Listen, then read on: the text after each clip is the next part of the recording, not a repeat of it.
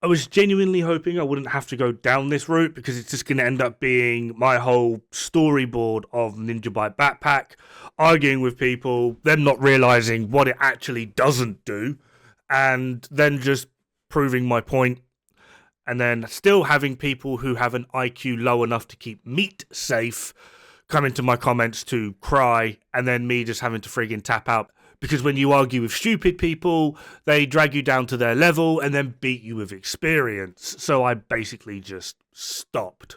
So why am I revisiting this already? Well, it's because one of the usual suspects is claiming this is the new fucking meta. You know what? Screw it. KVD. I'm actually going to tag you in this as well. How? Explain to me how. In, I don't know, let's do 5 minutes or less because fuck me, my guy.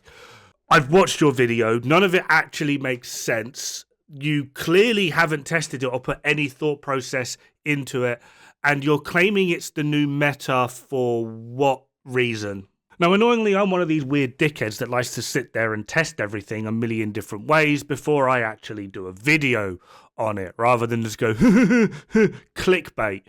So I actually sat here and tested it. Now, in order to test this, I actually had to do the entirety of the scout. So shout out to DPS Clan, who sat there for 5 hours and helped me do every single one of the scouts and then helped me through the master mission. Anyway, let's crack on.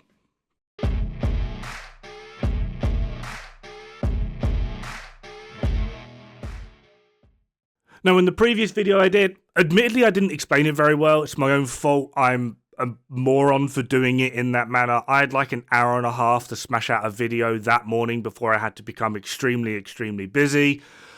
And I thought it'd be a really good idea just to be like, hey, let's just shit on the worst exotic in the game, the Provocator, which it is the worst exotic in the game. I had a few people being like, no, Overlord is worse. The problem is Overlord is a KSG shotgun. KSG as a shotgun is still really very strong. Is the talent shit? Yeah. Is KSG as a whole shit? No. Everything about this chest is shit. KSG is not worse than Provocator. I mean, KSG as a shotgun out DPS's Lexington, for crying out loud. Had people claiming that the Sacrum Imperium is worse. I kind of actually agree with this, just because I feel like DPS MMRs are really fucking weird to use. However, as a DPS, Sacrum Imperium actually outperforms a lot of the rifles that a lot of people are currently using on their rifle setups. So, in terms of DPS, it still performs very well. Like, the list goes on. Where there are a lot of exotics, every single one of them can actually be used to a sustainable manner for a purpose or the design of that build. Provocator doesn't. Why is Provocator different? Because basically, wherever you actually put it, it is a direct nerf. With every other exotic, will there be better options? Yes. But does it do what it's intended to do? Yes. With Provocator, no. It is the worst exotic in the game because no matter where you put it, it will actively make your build worse in its overall function. Now, before we get into what the footage in the background is showing, I need to address something really quick. I've seen a lot of people claiming weird things about the Provocator, things that just outright are not correct. And I was curious as to where these things came from. And then I watched that video. And it's probably one of the worst videos I've literally ever seen, and I've watched 2 Girls 1 Cup. Now, I'm about to play an excerpt from that video, which is where people have got this really incorrect information from. It's not taken out of context because the 4 minutes beforehand is him talking about how it's a red colour. I'm not even joking. So this is the clip. And what this exotic is doing is it's provoking the enemy to come at you, right? Close quarters. The reason for that is the talent Challenger. So you're challenging your enemy to get closer to you and to battle you. And in turn, only one part of that entire spiel is correct. And it's this part. You receive damage resistance from those enemies. The rest of it is not true. I don't know why he went over that. He might just be speaking hyperbolically because he did go over the description or the blurb in the item. But no, this item doesn't actually have any aggro or threat generation, which is why from the off this piece is just outright bad. If it was 25% damage resistance plus 100% threat generation, I honestly wouldn't have as much problem with it, simply because you're able to actually take that aggro away from your allies onto yourself, and then all you do is just build yourself really, really tanky and try and survive. You become the decoy. Decoy is one of the best items in the game. People don't use it enough. I don't use it enough. But it's very, very, very powerful. If we were able to get a player to act as the decoy and then still spit out some level of damage, maybe utilize other skills as well, this chest could be very powerful. But it doesn't have any form of threat generation. Completely false statement. Right, so the background footage. All I'm trying to do is get like an accurate measure between the difference in healing with Foundry utilizing Provocator and not using Provocator. Originally, I was trying to do it as like, hey, look how long I can survive without Provocator, and then look how quick I die with Provocator.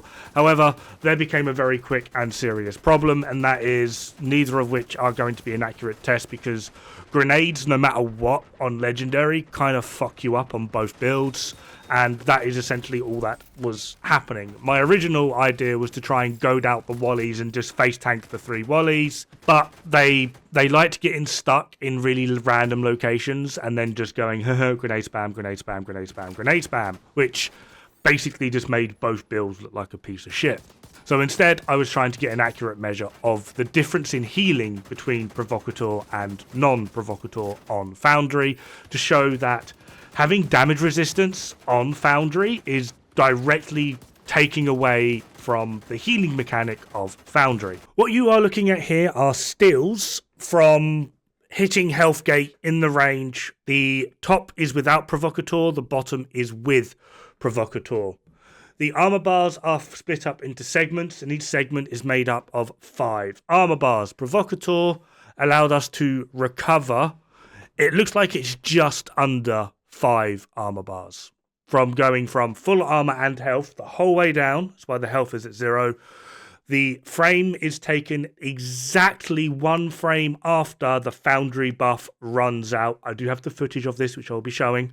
And Provocator does 2, I'll be generous and say 2 less armor bars than what Foundry would do naturally without Provocator.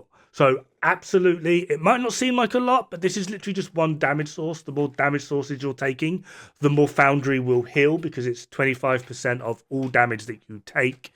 So the more damage sources, the more healing. This is just 1 damage source. 1 damage source is 2 less armor bars. And just to show, this is the actual footage. This is with Provocator. Don't worry, I do show the build change.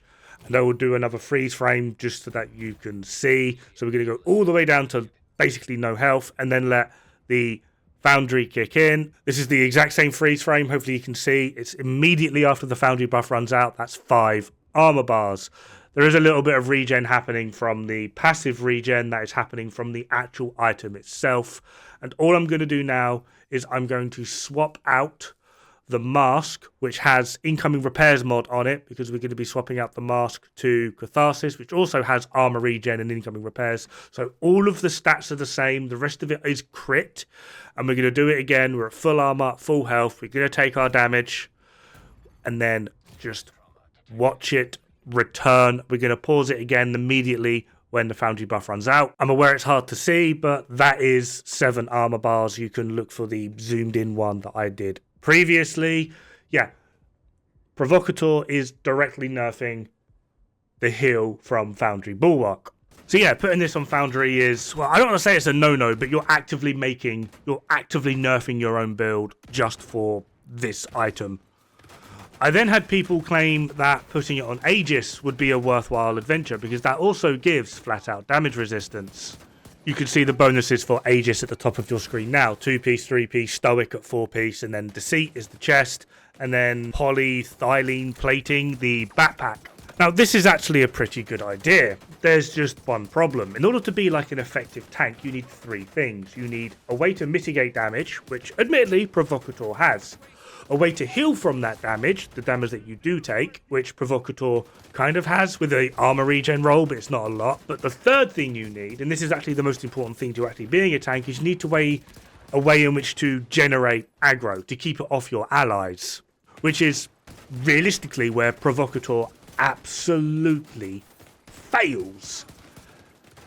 However, there is one item in the game that doesn't fail in this department, and it's also weirdly an area where this set actually excels in. You see, the chest talent for Aegis is ridiculously strong and incorporating quite literally the best tanking mechanic in the game, and that is Derek the fucking Decoy. It generates aggro, has basically like 3 million health, and in regards to like mitigating damage, it's actually a very small size. Yes, enemies can shoot it, but they also surprisingly have their own accuracy rating, so they miss it quite a lot. So it mitigates damage for the fact that it's small. It generates aggro. The only thing it's actively missing is a way in which to heal that damage, but at the same time, it's on like, what, a 15-second cooldown? That's not the worst thing in the world.